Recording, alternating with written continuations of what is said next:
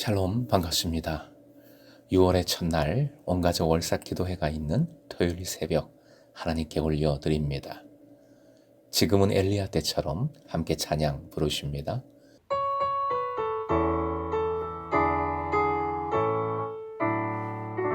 지금은 엘리야 때처럼 주 말씀이 선포되고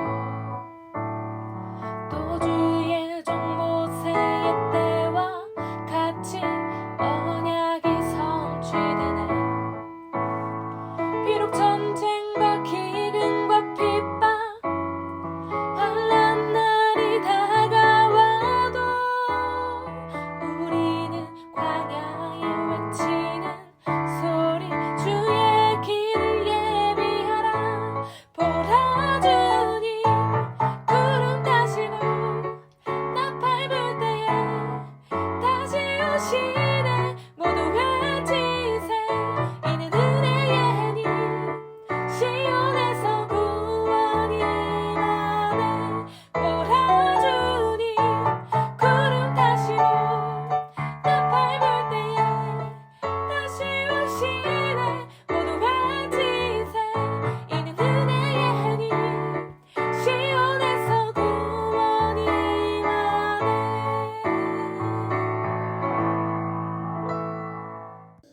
오늘 말씀은 갈라디아서 4장 21절에서 26절, 갈라디아서 4장 21절부터 26절까지입니다.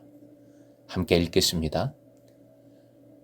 내게 말하라. 율법 아래에 있고자 하는 자들아, 율법을 듣지 못하였느냐?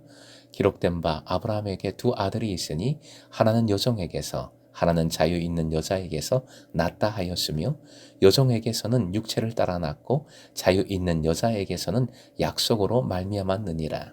이것은 비유니 이 여자들은 두 언약이라. 하나는 신의 산으로부터 종을 낳은 자니 곧 하갈이라. 이 하갈은 아라비아에 있는 신의 산으로서 지금 있는 예루살렘과 같은 곳이니 그가 그 자녀들과 더불어 종노릇하고 오직 위에 있는 예루살렘은 자유자니 곧 우리 어머니라. 오늘의 기도 제목, 예수 언약으로 낳아주신 자유자답게 살게 하소서. 예수 언약으로 낳아주신 자유자답게 살게 하소서. 목양의 진심을 말했던 바울 사도는 본문에서 언약과 자유라는 개념을 통해 갈라디아 교인들의 정체성을 강한 어조로 밝힙니다. 21절에 바울은 판사처럼 갈라디아 교인들을 다시 신문대에 불러 세웁니다. 바울은 갈라디아인들을 가리켜 율법 아래에 있기를 원하는 자들이라 일컫습니다. 바울 사도는 그들에게 율법에서 자유로운 복음을 전했지요. 그러나 그들은 선동자들의 꾀임에 넘어가 할례를 받고 율법을 지켜야 한다고 생각했던 것에 대한 일갈입니다. 그러면서 율법의 예를 듭니다.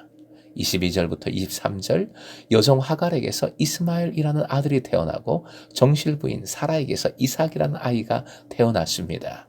바울 사도가 사라를 일컬어 자유 있는 여자라고 묘사한 것은 자유라는 개념이 본문의 핵심이기 때문입니다. 육체를 따라는 하나님의 약속과 상관없이 순전히 인간적인 방식으로를 의미합니다. 반면 약속으로 말미암았다는 것은 이삭의 출생이 하나님의 약속 수행과 주님의 능력 발휘의 결과임을 의미합니다. 24절은 앞의 말씀의 의미를 해석하고 있습니다. 쉬운 번역으로 화면 보시고 한 번 더 읽겠습니다. 이것은 비유로 표현한 것입니다. 그 두 여자는 두 가지 언약을 가리킵니다. 한 사람은 신의 산에서 나서 종이 될 사람을 낳은 하갈입니다. 하나님은 이스라엘 백성과 언약을 세우셨습니다. 하나님께서 그들의 하나님이 되어주시며 그들을 주님의 백성으로 삼으시겠다는 약속입니다. 하나님의 언약은 구원에 대한 약속이며 하나님께서 제공하신 구원 방식을 뜻합니다.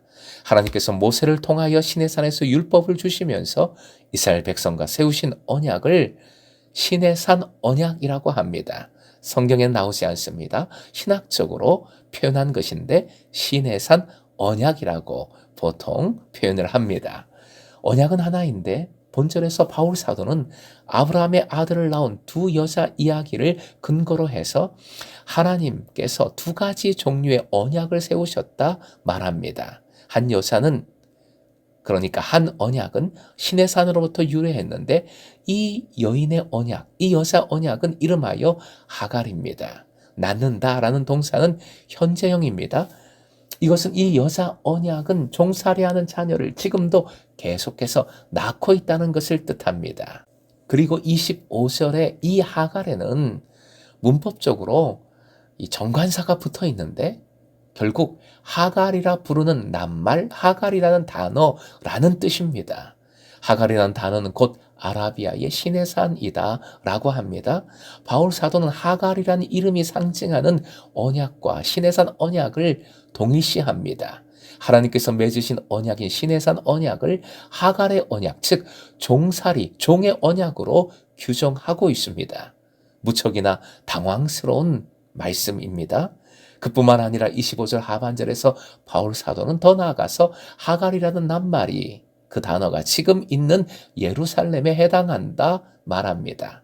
그러니까 하갈, 신의 산 언약, 지금의 예루살렘까지 한 언약의 계통으로 묶고 그것을 종살이하게 하는 언약으로 규정한 것입니다.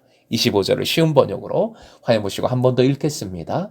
하갈이라 하는 것은 아라비아에 있는 신의 산을 뜻하는데 지금의 예루살렘에 해당합니다. 지금의 예루살렘은 그 주민과 함께 종노릇을 하고 있습니다. 지금 바울 사도는 왜 이렇게 이야기합니까? 이것은 신학자로서의 이야기가 아닙니다. 목회자로서 유대인의 율법에 얽매여 자유를 잃어버리고 있는 현실과 직면해서 이렇게 말하고 있습니다. 이방 선교의 경험에 근거해서 율법, 즉 신의 산 언약을 종살이하게 하는 언약으로 규정할 수 있었던 겁니다. 앞에서 예루살렘은 하갈이라는 언약, 종살이하게 하는 언약이라 했습니다. 그런데 26절에서는 이제 다른 예루살렘을 말합니다. 화면 보시고 함께 읽겠습니다. 오직 위에 있는 예루살렘, 하늘의 예루살렘입니다. 이는 예수 그리스도 안에서 세워진 새 언약, 예수 언약을 의미합니다. 그리스도인들은 이 새 언약의 자녀들입니다. 사랑하는 예배자 여러분, 바울 사도는 예루살렘 또는 시온으로 유대교를, 반면에 자유의 본거지, 언약의 본거지로서 위에 있는 예루살렘을 제시했습니다. 이 예루살렘이 바로 우리의 어머니라 선포합니다.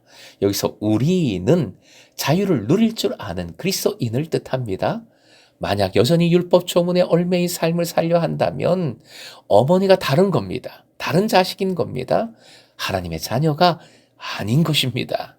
여러분이 잘 아는 분이 어느 날 진짜 어머니는 내팽개치고 다른 사람을 어머니라고 하면서 모시고 산다면 어떻게 하시겠습니까? 미쳤네, 정신병자를 하지 않겠습니까? 그런데 우리가 신앙생활을 하면서 그럴 수 있습니다. 갈라디아 교인들의 일부가 그랬던 것처럼요, 대적자들이 그렇게 유혹했던 것처럼요, 오직 위에 있는 예루살렘, 자유자 예루살렘은 예수 그리스도를 통하여 허락하신 새 언약, 예수 언약입니다. 복음입니다. 이 새 언약으로 새로운 삶을 허락받았으니 어머니를 제대로 알고 끝까지 모시는 삶, 즉 자유하는 삶을 끝까지 살아야 합니다. 복음은 자유함입니다. 진리는 자유케 합니다. 십자가의 고통으로 우리를 낳아주신, 새 생명을 잉태하신 그 은혜만을 붙드십시다. 행여 다시는 종의 멍에, 즉 열심도, 직분도, 봉사도 그 어떤 것도 자유를 침해하지 못하도록 하십시다. 오직 예수 그리스도의 은혜를 붙들고 어디에도 얽매이지 않고 주님 따라 자유자다운 삶을 살아감으로 하늘의 행복을 누리는 하나님 나라를 이루어가는 여러분 되시길 주님의 이름으로 축원드립니다.